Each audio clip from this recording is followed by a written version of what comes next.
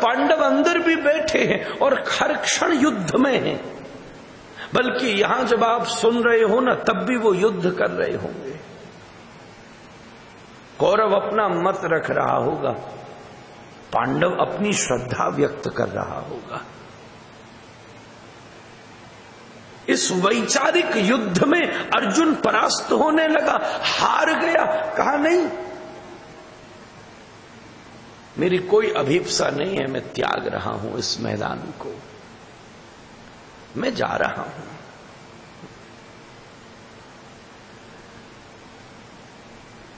इस मूलभूत विचार के साथ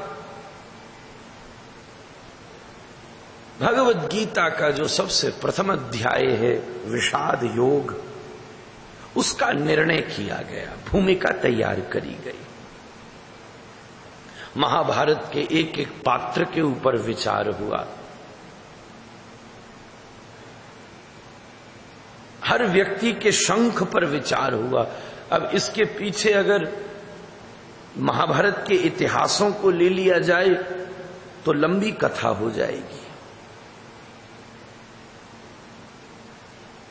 दूसरे अध्याय सांख्य योग का प्रारंभ हुआ, जिसमें संजय साफ बोला, अर्जुन युद्ध त्यागने को बिल्कुल तैयार हो गया। पर उसी समय ऋषिकेश आगे बढ़कर आए और गोविंद ने उसका हाथ थामा। क्षुद्रम हृदय दौर्बल्यम त्यक्तो तिष्ठ परंतपः।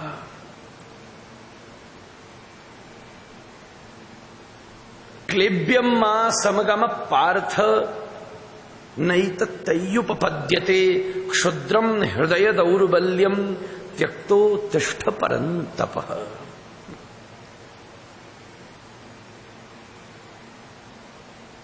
बड़ी दिव्यता के साथ गोविंद बोले, पार्थ ये जो तू बात कह रहा है, तू क्या विचारता है कि ये तेरी कही हुई बात तुझे कोई बहुत विशेष यश प्रदान करेंगी? नहीं, ये अपयशकारी हैं, कायर घोषित कर देंगी, नपुंसक घोषित कर देंगी।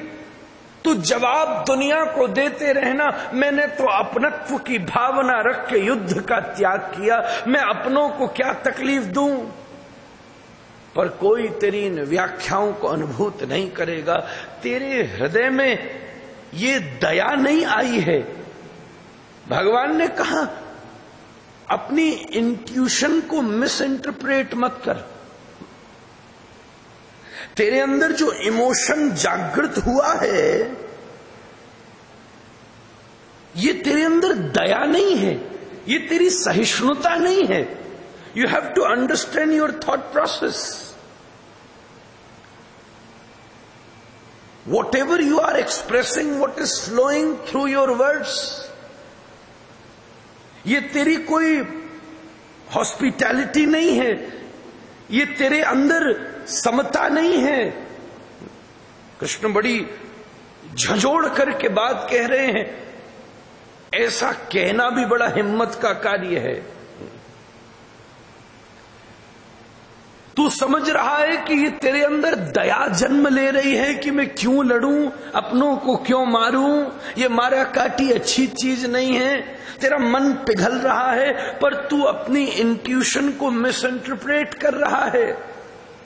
ये तेरी इंट्यूशन ड्यू टू मर्सी नहीं है, ड्यू टू हॉस्पिटैलिटी नहीं है, ये कोई तेरी सरलता नहीं है, तेरी कोई हम्बलनेस नहीं है।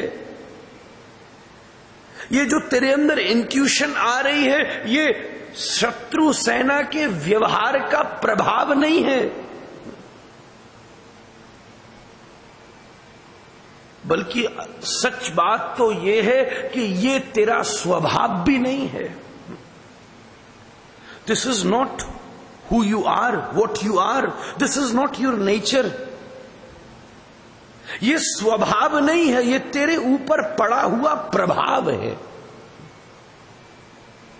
व्यक्ति कोई भी कार्य दो परिस्थितियों से करता है।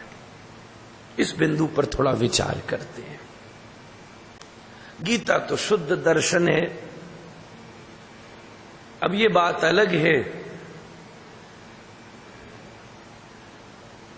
कोई ब्रजवासी गीता बोलेगा तो दर्शन में भी प्रेम की थोड़ी चीनी डली जाएगी, ये अलग बात है। हमारे यहां 2 प्रकार की मठरी होती है, हालांकि मठरी होती नमकीन ही है, पर ब्रज में मठरी को भी मीठा बनाना आता है, वहां उसे भी चाशनी में डाल दिया जाता है। अब गीता तो शुद्ध दर्शन का स्वरूप है।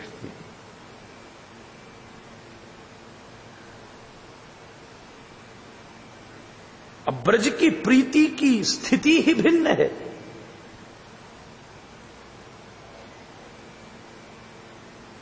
अत्यंततम भिन्न स्वरूप है। दोनों स्थितियों में बहुत अंतर है। तू ये जो सोच रहा है कि न मैं मारूं न मुझे जीत नहीं चाहिए, what do you think? Is it something like high thinking, simple living in high thinking? No, I should be non violent.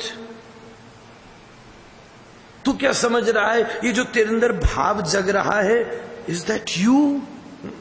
नहीं, ये स्वभाव नहीं है, तेरे ऊपर पड़ा हुआ प्रभाव है। व्यक्ति जीवन में कोई भी निर्णय करता है तो 2 स्थितियों से करता है। पहली स्थिति, या तो जो उसका स्वभाव है, जो सबसे ऊपर होता है। न्याय कहता है स्वभावो एव सर्वो परिजायते जल तुम्भिका न्यायेन रेतस्य ऊर्ध्वगमनम। व्यक्ति की खोपड़ी से भी ऊपर अगर कुछ रहता है ना, तो उसका स्वभाव रहता है, जिसको बदलना सबसे कठिन है। कई बार निवृत्त होने के बाद में भी वो नहीं बदल पाता। शक्ल बदल जाती है, स्वभाव बदलने में बड़ा झंझट लगता है। स्वभाव का परिवर्तन। न्याय कहता है सिर से ऊपर भी स्वभाव है। सामान्य व्यक्ति समझता है शक्ल से, प्रबुद्ध व्यक्ति समझता है स्वभाव से। हम किसी को पहचानते हैं कैसे? इसकी शक्ल कैसी है। पर एक बुद्ध पुरुष पहचानता नहीं, इसकी शक्ल से ऊपर इसका एक स्वभाव है। भैया इस व्यक्ति का स्वभाव कैसा है? स्वभावगत बात करी जाए, ये स्वभाव ही है उसका। वो महात्मा भी बन जाए तो भी उसके बाद भी थोड़ा प्रभाव तो रहेगा ही। एक है निहित स्वभाव और एक है स्थान, व्यक्ति, समय और प्रारब्ध का प्रभाव। इस व्यक्ति का ये स्वभाव नहीं है, पर इसके ऊपर किसी विशेष कारण का प्रभाव पड़ गया है। भागवत के अंदर एक दृष्टांत आता है। परीक्षित ने श्रमिक के कंठ पर मृत सर्प डाला, श्रृंगी ने श्राप दिया, पर श्रमिक ने श्रृंगी का शासन करके विचार किया, जाओ उसको खबर देकर आओ, श्रृंगी आपने भी क्रोध के प्रभाव से किए क्या कर डाला जो परीक्षित जैसे प्रबुद्ध महापुरुष को श्राप दे दिया। इस प्रकार एक तपस्या निष्ठ साधक साधु का अपमान करना परीक्षित का स्वभाव नहीं है, उसके ऊपर कली का प्रभाव है। खोपड़ी पर चढ़ गया था, मुकुट पर बैठा था, और जैसे ही मुकुट उतरा सबसे प्रथम ग्लानि परीक्षित को ही हृदय में हुई। वो खुद ही ग्लानि से बैठा था। एक विवेकी समझ लेता है जिस प्रकार की बातें सामने वाला व्यक्ति कह रहा है ये इसका स्वभाव है कि इस पर कोई प्रभाव है। प्रभाव थोड़ी देर का होता है, स्वभाव लंबा होता है। कथा सुनी तो प्रभाव पड़ेगा ही। टेढ़े से टेढ़े आदमी से भी कथा के बाद बात करना तो बड़ी ऊंची ऊंची बात करेगा। कोई बहुत अच्छा सत्संग हुआ हो, किसी भी व्यक्ति से सामान्य व्यक्ति से भी बात करो, कम से कम 1 घंटे तक वो भी ऐसी बात करेगा कोई बहुत बड़ा दार्शनिक हो। सच में दुनिया तो स्वप्न ही है महाराज, ये सब माया ही है, क्या इसमें रस है? पर पता चलता है कि अभी ये प्रभाव में है। जैसे बाहर गया, जैसे कमरे तक गया, जैसे चप्पल पहनी, जैसे ऋषिकेश से दिल्ली पहुंचा तो ऋषिकेश के प्रभाव को ओवरकम कर दिया दिल्ली के प्रभाव ने। ये प्रभाव बदलते रहते हैं जीवन में। स्वभाव ऐसा है जो सदैव रहने वाला है। अर्जुन, ये जो तू मीठी मीठी बातें कर रहा है ना, इनको जो तू अपना कह रहा है ना, ये तेरे, this is not what you are, who you are, ये तेरा स्वभाव नहीं है। तू इसको दया नहीं समझना, तू इसको सहजता नहीं समझना, बल्कि मैं तुझसे सच कहूं, बुरा न मानना, ये तेरे अंदर की नपुंसकता है। क्लेव्यम मां समगम पार्थ,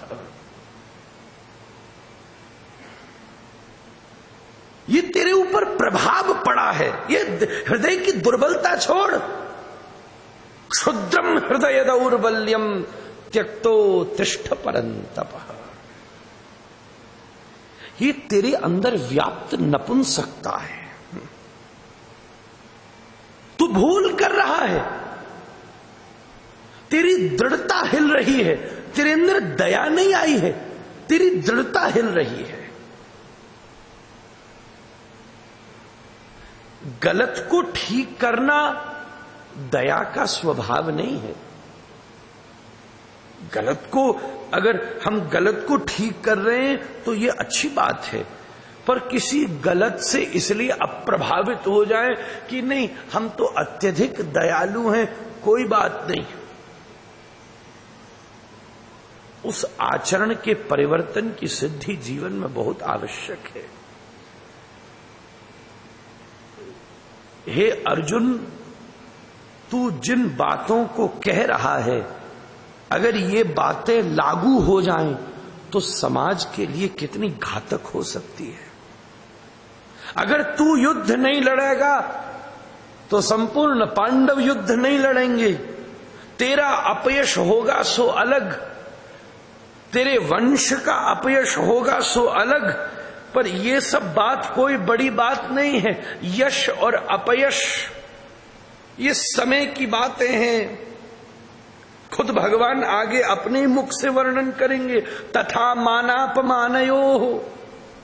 गोसाई जी ने मानस में यहीं से लिखा, हानि लाभ जीवन मरण यश अपयश विधि हाथ। बड़ी अच्छी बात कर दी, वो तो विधि के हाथ में है, आप समस्या क्यों कर रहे हो? अपमान और सम्मान विषय बड़ा नहीं है कि तू युद्ध नहीं लड़ेगा तो तेरा अपमान हो जाएगा और लड़ेगा तो सम्मान हो जाएगा। ये यश और अपयश की बात नहीं है, ये फेम का विषय नहीं है, ये समाज के उद्धार का विषय है।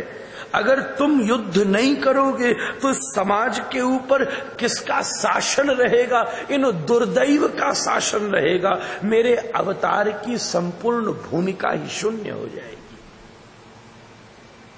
फिर परित्राणाय साधूनाम विनाशाय च दुष्कृताम,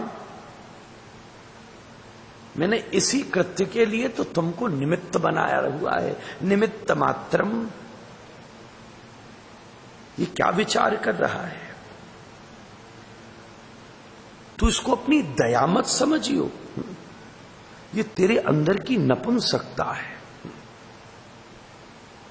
अंदर से उत्पन्न होने वाली इंट्यूशन को भी समझना बहुत बड़ी कला है।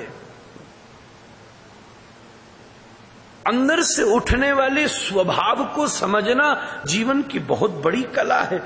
भाव भी कैसा हो, ऐसा नहीं जो बिखेर देने वाला हो जीवन को। क्षुद्रम हृदय दौर्बल्यम। सारी विषय को गोविंद ने पलट दिया। ये तेरे हृदय की विशालता नहीं है, ये जो तू इतनी मीठी मीठी बातें कर रहा था इतनी देर से, नहीं ये तो मेरे ही हैं, मेरे ही गुरु हैं, मेरे ही संबंधी हैं, मेरे रिश्तेदार नातेदार हैं, मैं अपने लोगों से कैसे लड़ूंगा, इनको कैसे मार दूंगा, ये तो अपने ही हैं, क्या इनको मार करके समाज को बिगाड़ूंगा। तू क्या समझता था कि ये तेरे हृदय की बहुत बड़ी विशालता है? नहीं नहीं नहीं, तू अपनी बात को समझ नहीं पाया। ये तेरे हृदय की विशालता नहीं है, ये तेरे हृदय की दुर्बलता है।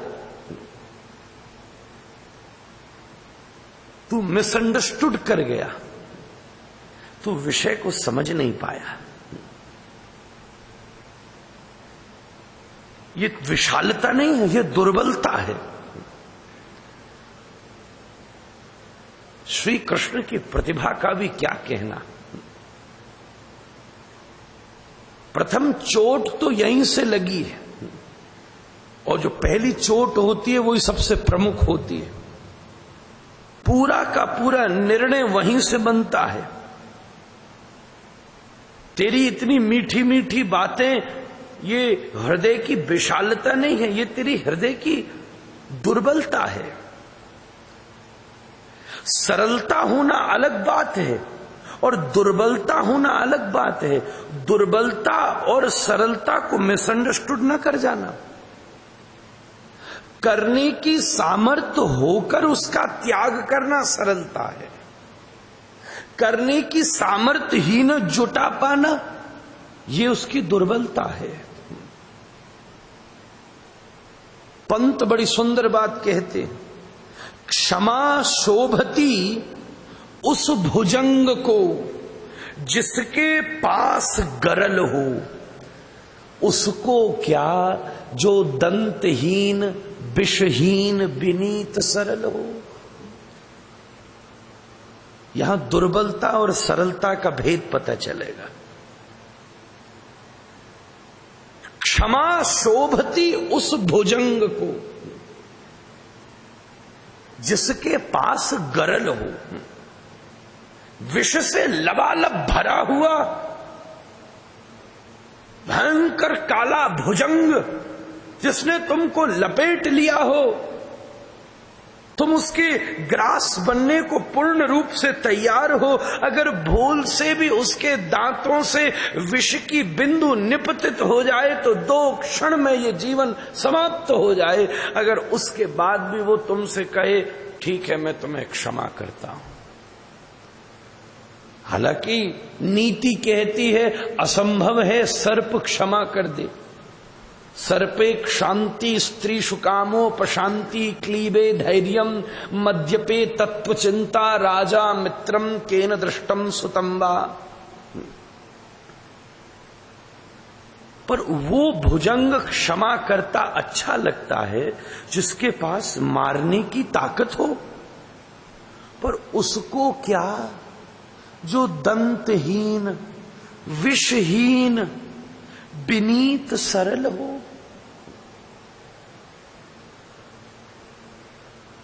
जिसके दांत ही तोड़ दिए गए हों, जिसकी विष की थैली ही फाड़ ली गई हो, फिर रस्सी सांप में कोई ज्यादा फर्क होता है क्या? फिर तो सपेरा गले में लगाए घूमता है,